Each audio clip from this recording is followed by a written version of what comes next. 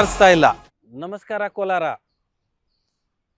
ಇವತ್ತು ನಮ್ಮನ್ನೆಲ್ಲ ಕಾಯುವಂಥ, ನಮಗೆ ಶ್ರೀರಕ್ಷೆ ಆಗಿರುವಂಥ, ಸದಾಕಾಲ ನಾವು ನೆನೆಸ್ಕೊಳ್ಳುವಂಥ ಪೊಲೀಸರ ವಿಚಾರ ಮಾತಾಡೋಕ್ಕೆ ನಾವು ಬಂದಿದ್ದೀವಿ. ಏನು ಅಂತಂದರೆ, ಮಾನ್ಯ ಡಿ ಜಿ ಮತ್ತು ಐ ಜಿ ಅವರು ಒಂದು ಆದೇಶನ ಹೊರಡಿಸ್ತಾರೆ. ಪ್ರತಿ ವರ್ಷ ಇದು ಹೊರಡಿಸ್ತಾನೆ ಬರ್ತಾರೆ.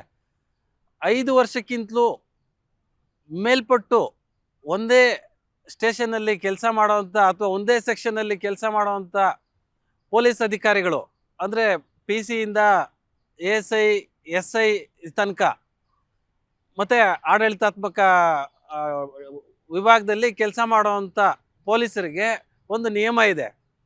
5 ವರ್ಷ ಎಲ್ಲೂ ಮೀರದೆ, ಒಂದು ಸ್ಟೇಷನ್ನಲ್ಲಿ 5 ವರ್ಷ ಮೀರದೆ ಕೆಲಸ ಮಾಡಿ ಹೃದಯ ರೋಗ ಮತ್ತು ಹೃದಯ ಶಸ್ತ್ರಚಿಕಿತ್ಸೆ, ವ್ಯಾಸ್ಕುಲರ್ ಶಸ್ತ್ರಚಿಕಿತ್ಸೆ, ಸಮಗ್ರ ಹೃದಯ ಆರೈಕೆ ಸೇವೆಗಳಿಗಾಗಿ ನಿಮ್ಮ ವಿಶ್ವಾಸಾರ್ಹ RL Jalappa Narayana heart centre, STUMC campus, Tamaka, Kolar. 180030090309. ತಕ್ಷಣ ಅವರನ್ನು ಬೇರೆ ಕಡೆ ವರ್ಗಾವಣೆ ಮಾಡಿ ಅಥವಾ ತಾವೇ ವರ್ಗಾವಣೆ ಮಾಡಿಸ್ಕೊಳ್ಳಿ ಅನ್ನೋಂಥ ಒಂದು ನಿಯಮ ಮತ್ತು ಆದೇಶ ಇದೆ. ಆದರೆ ಆ ಡಿ ಜಿ ಮತ್ತು ಐ ಜಿ ಅವರ ಆದೇಶಕ್ಕೆ ಕೋಲಾರ ಜಿಲ್ಲಾ ಪೊಲೀಸರ ಹತ್ರ ಕವಡೆ ಕಾಸಿನ ಕಿಮ್ಮತ್ತಿಲ್ಲ. ಕಾರಣ ಏನು ಅಂತಂದರೆ, ಆಯಕಟ್ಟಿನ ಜಾಗಗಳಲ್ಲಿ ಎಲ್ಲ ಪೊಲೀಸರು ಹೋಗಿ ಕೂತ್ಕೊಳ್ತಾರೆ. ಹೊಸ್ದಾಗಿ ಬಂದಂಥವರು ಅಥವಾ ಟ್ರಾನ್ಸ್ಫರ್ ಆಗಿ ಬಂದಂಥವರು ಆ ಜಾಗಗಳಿಗೆ ಹೋಗೋದಕ್ಕೆ ಅವಕಾಶನೇ ಸಿಗಲ್ಲ. ಏನೋ ಒಂದು ಕುಂಟನೆಪ ಹೇಳ್ತಾರೆ, ಹಿರಿಯ ಅಧಿಕಾರಿಗಳ ಹತ್ರ ಒಂದು OM ಹಾಕ್ಸ್ಕೊಳ್ತಾರೆ. ಇವರು ನಮಗೆ ತುಂಬ ಅತಿ ಮುಖ್ಯವಾಗಿ ಬೇಕು, ಇವ್ರನ್ನ ಮುಂದುವರಿಸಿ ಅಂತಾರೆ. ತಾವು ಅರ್ಥ ಮಾಡ್ಕೋಬೇಕು ಯಾವ ವಿಚಾರಕ್ಕೆ ಇವರು ಅತಿ ಮುಖ್ಯವಾಗಿ ಬೇಕು ಅಂತ. ಒಳ್ಳೆ ಕಲೆಕ್ಷನ್ ಮಾಡುವಂಥವ್ರು, ಒಳ್ಳೆ ಎಕ್ಸಿಕ್ಯೂಟಿವ್ ಜಾಗಗಳಲ್ಲಿ ಇರೋಂಥ ಪೊಲೀಸರು ಅವ್ರ ಜಾಗನ ಯಾವುದೇ ಕಾರಣಕ್ಕೂ ಬಿಟ್ಕೊಡ್ತಾ ಇಲ್ಲ.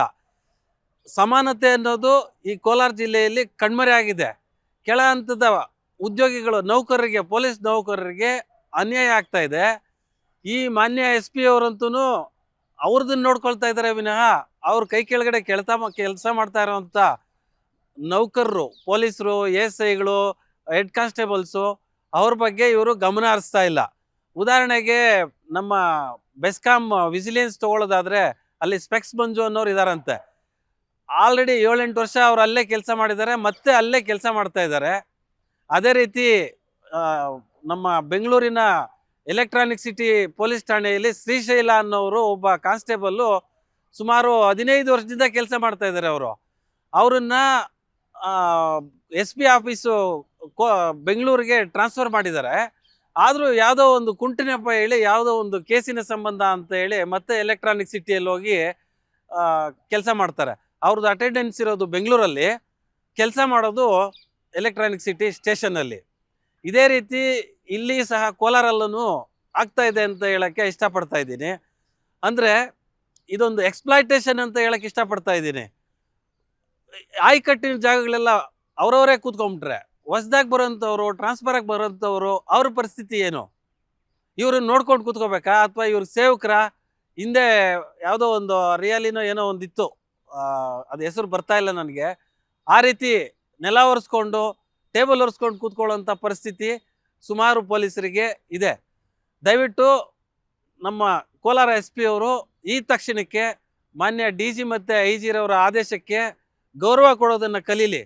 ಮುಂದಿನ ದಿನಗಳಲ್ಲಿ ಅವರು ಉನ್ನತ ಹುದ್ದೆಗಳಿಗೆ ಹೋಗ್ತಾರೆ, ಆವಾಗ ಅಟ್ಲೀಸ್ಟ್ ಗಮನ ಹರಿಸ್ಲಿ. ಕೆಳ ಹಂತದ ನೌಕರರ ಪರಿಸ್ಥಿತಿ ಏನು? ನಾವೊಬ್ಬರೇ ಫೆಸಿಲಿಟೀಸ್ ತೊಗೊಂಡ್ರೆ ಸಾಕಾಗಲ್ಲ. ನಮ್ಮ ಜೊತೆ ಕೆಲಸ ಮಾಡೋರು ನಿಮಗೆ ನೀವು ಇಳಿಬೇಕು ಅಂದರೆ ಡೋರ್ ತೆಗಿತಾರೆ. ನೀವು ಎಲ್ಲಾದರೂ ಹೋಗ್ತಾ ಇದ್ರೆ ನಿಮ್ಮ ಹಿಂದೆ ಗನ್ ಹಿಡ್ಕೊಂಡು ಬರ್ತಾರೆ, ನಿಮ್ಮ ರಕ್ಷಣೆ ಮಾಡ್ತಾರೆ, ನಿಮ್ಮ ಕೆಲಸಕ್ಕೆ ಸಹಾಯ ಮಾಡ್ತಾರೆ. ಆದರೆ ಅವರ ಪರಿಸ್ಥಿತಿನ ನೀವು ನೋಡಲ್ಲ.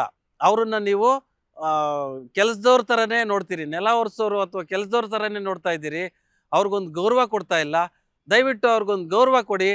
ತಕ್ಷಣ ಯಾರ್ಯಾರೆಲ್ಲ 5 ವರ್ಷಕ್ಕಿಂತಲೂ ಮೇಲೆ ಕೂತ್ಕೊಂಡಿದ್ದಾರೆ ಅವರನ್ನು ಹುಡುಕಿ ಪತ್ತೆ ಹಚ್ಚಿ ಕುಂಟುನೆಪಗಳು ಹೇಳ್ದೆ ಕ್ರಮ ತಗೊಳ್ಳಿ ಅಂತ ಹೇಳೋಕ್ಕೆ ಇಷ್ಟಪಡ್ತಾ ಇದ್ದೀನಿ. ಹೌದು, ನಾನು ಆಲ್ರೆಡಿ ಮಾಹಿತಿ ಹಕ್ಕು ಕಾಯ್ದೆ ಅಡಿಯಲ್ಲಿ ಪ್ರಶ್ನೆ ಕೇಳಿದ್ದೀನಿ.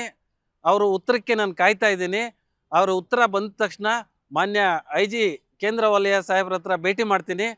ಡಿ ಜಿ ಸಾಹೇಬ್ರಿಗೂ ಸಹ ತಮ್ಮ ಆದೇಶಕ್ಕೆ ಕಿಮ್ಮತ್ತಿಲ್ಲ ಅಂತ ಹೇಳಿ ನಾನು ಮನವಿ ಕೊಡೋಕ್ಕೆ ರೆಡಿ ಇದ್ದೀನಿ. ಇವ್ರು ಯಾರು ಮಾಡಲಿಲ್ಲ ಅಂತಂದರೆ ಮಾನ್ಯ ಉಚ್ಚ ನ್ಯಾಯಾಲಯದ ಕದನ ತಟ್ತೀನಿ ಸರ್.